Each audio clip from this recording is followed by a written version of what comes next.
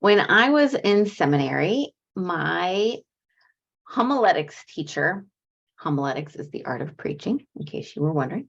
My homiletics teacher started us with what he called an etude for our practice talks. An etude is traditionally it's a short musical composition that's meant to practice a particular skill. That's the origin of etude. But we did this with talks, and they were 3 minutes long, 3-minute long talks, which is a great place to start for baby ministers, some of whom may not have that much experience speaking. And what was great about this practice is that because it was so short, if you say went over time, or if he felt that it needed tweaking or changing, or you missed a certain thing, you could come back the next class and try again. And it wasn't a big deal because it was a practice. And if you practiced an instrument, you know that you practice the same thing over and over and over and over, and you make a little goof up, you just practice it again and over and over and over, right? And we were not trying to get our little under 3 minutes talks perfect, but it was a way to practice and refine.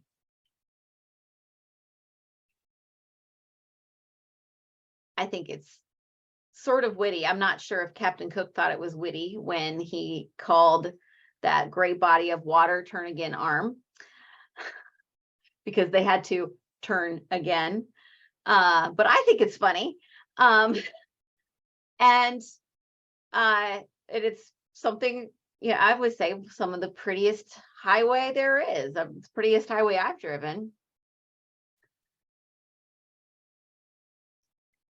And I've heard friends of mine, when they talk about that time when they stop having a full-time employment and might be pulling from Social Security, their refirement, because it's a time to reignite the fire in them.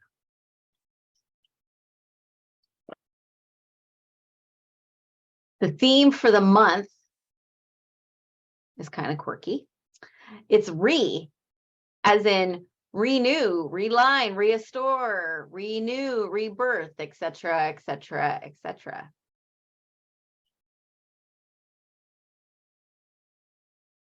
I was just reading in the Times News Roundup yesterday about how there's a number of people who are revisiting their hobbies that brought them joy when they were children or young people. Talked about a father who's out there skateboarding with his kid at the skateboard park, and people picking up musical instruments that they haven't played in decades, and someone retaking ice skating lessons because they had to quit when they were young because it was too expensive, and giving that gift to the younger version of them. Revisiting the things that bring you joy. Hey, that's a great idea.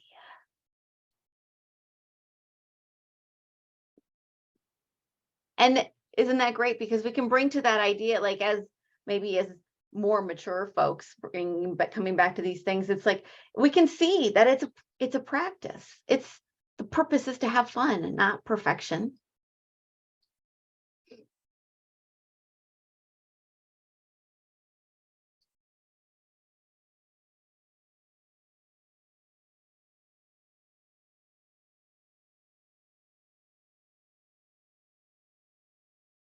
Jesus was asked, how many times should I forgive? And his answer was a lot. His answer was until you're done, really. I mean, he gave a number, but what he really meant is until you're done. You just keep going. Once again, it's a practice. we forgive and we re-forgive and we do it again. Hopefully, each time we're getting deeper in to whatever it is that needs to be cleaned, understood, forgiven, released.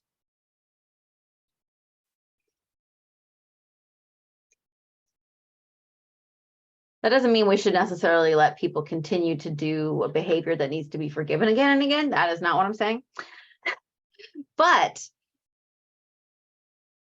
we'd say it was to be like, oh, well, I cleaned the snow today, so I guess I don't need to clean the snow again ever again because I did it. I mean, that would be ridiculous, right? So we forgive every time that it comes back.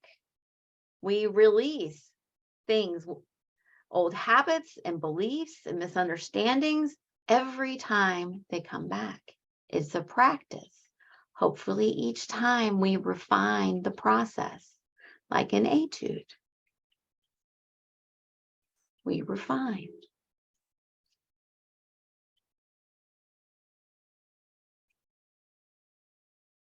"58 years ago this week, 600 people marched for voting rights in Selma, Alabama.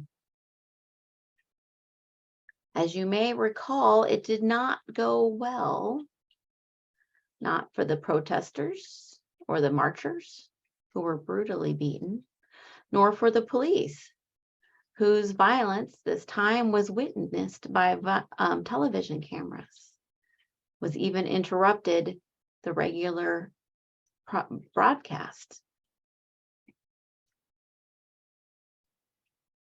And these images shocked the general public and helped shift the public view. Things went better when they marched a few weeks later.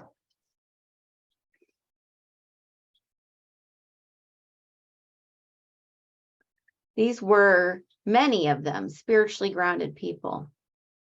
They were speaking up for equality, justice, fairness for all people, because they knew, even though the world that they saw around them, the culture and what was allowed was a certain way, they reimagined their world to be one that followed what they believed, which was that all people were created equal, that we were all one. We should take care of our fellow brothers and sisters.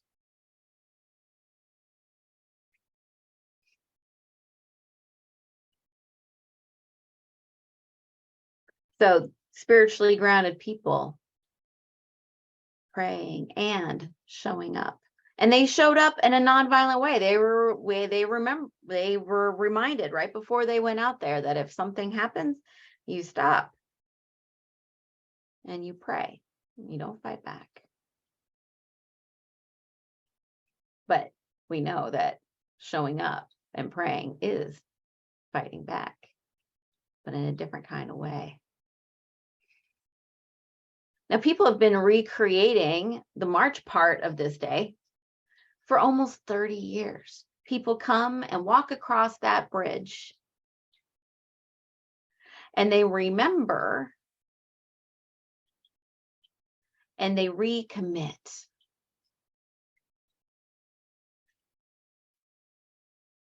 When we take the time to remember the uncomfortable and the hard parts of our history, whether they're our personal history or the history of our nation or our world, it is an opportunity for us to reimagine the future we want to create.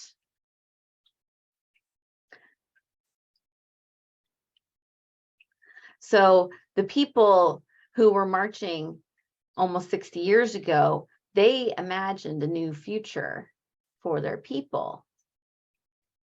And we continue to get to hold that reimagined future and continue to evolve that.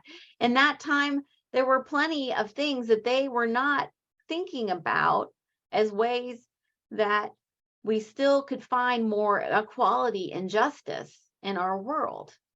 They weren't necessarily thinking about disability rights. They probably were not thinking about LGBTQ rights. So we continue to reimagine, what does a world that works for all, a world where people are safe and can thrive and can be joyful and live their lives free. What does that look like? We get to continue to reimagine that. We get to continue to recommit to that, both as people who care about our fellow siblings and as spiritual practitioners who believe that we are all each other's siblings. We're all each other's neighbors.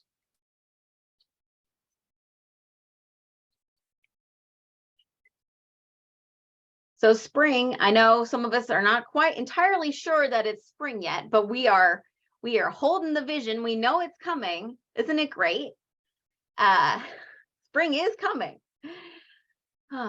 Spring is often a time where people, they clean up, they look at things, they change, they do this. It's a time to choose again. That's what Re is about. A time to choose again, to refocus, to reimagine, to readjust. And I'm not saying that we should necessarily question every single thing, because thinking about that is a bit overwhelming, at least to me. But in our spiritual practice, we allow our divine wisdom to show us the places for shifting.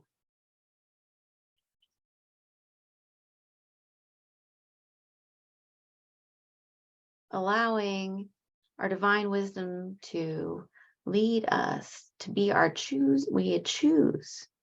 What are the priorities? What is the thing that is mine to do? How am I called to be in this world? How am I refired in this world? And we can be refired at any stage of our lives.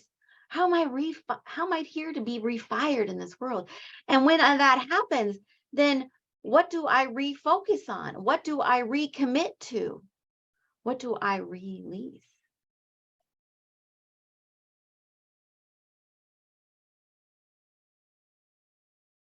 What do I re-forgive?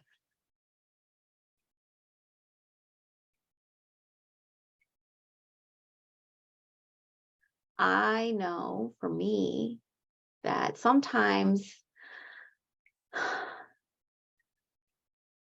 I can have judgments about people and their choices and the way that they affect other people in this world. And what I know is my holding on to the judgment does not allow me to be as powerful in my speaking about that, because I'm in the energy of them being the opposite. And what instead is better is for me to forgive and understand that they're living from their own understanding, maybe fear. And then I speak a higher truth, that of the oneness of all of us. Because if I put them outside, then it's not any different, right? So I forgive and refocus. I don't want to spend my energy on that, on the person. I want to spend my energy on the thing that will be the most powerful in reimagining and bringing that imagination into fruition.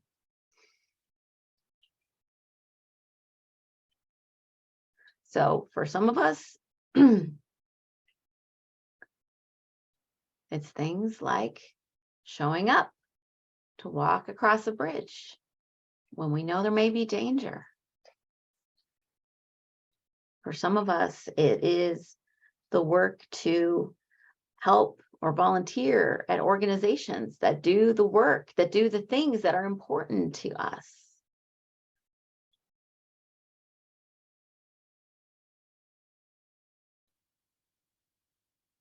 For some of us, it's to reassess our relationships and renew, to come into better alignment with how we've said we are going to show up, and either follow through or change the agreements. So this spring re-cleaning time is a time to assess in a gentle way, and to shift, and to commit, and imagine. And also, maybe, it's not all like dirty cleaning out the closet stuff. It can also be rejoy. What is, like, the people who are revisiting their hobbies? How do we, renew the joy, renew the love, renew our exuberance?